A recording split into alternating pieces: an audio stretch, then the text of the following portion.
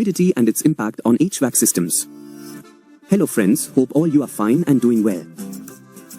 Welcome to our channel SR HVAC. In this video, we will learn about humidity.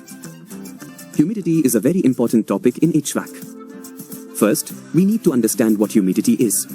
Our atmosphere is a mixture of 78% nitrogen, 21% oxygen, 0.9% argon and a small amount of water vapor.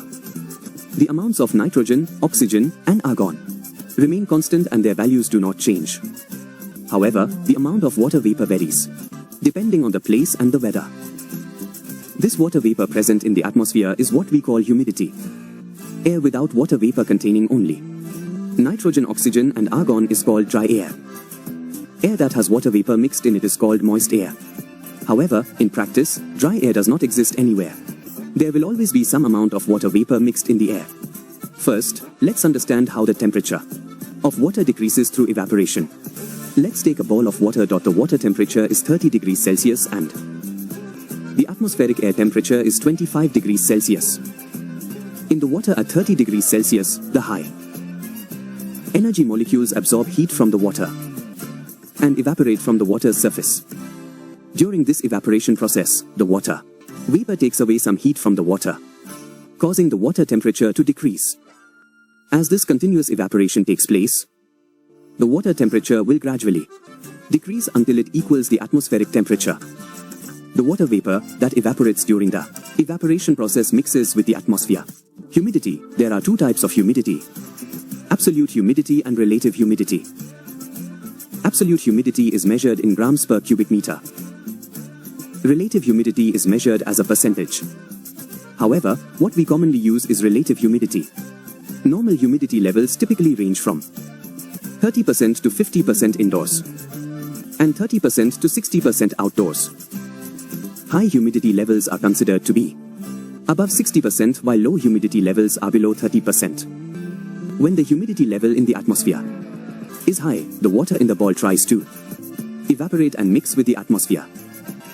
However, because the atmosphere already contains a lot of water vapor, so the water in the bowl will evaporate slowly.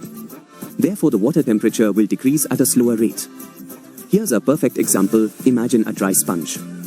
This dry sponge represents the dry air in the atmosphere. As we add water drops to the sponge, it absorbs and stores them.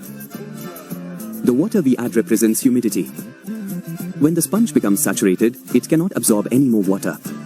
Similarly, when the humidity level in the air is high, it becomes difficult for additional water to evaporate.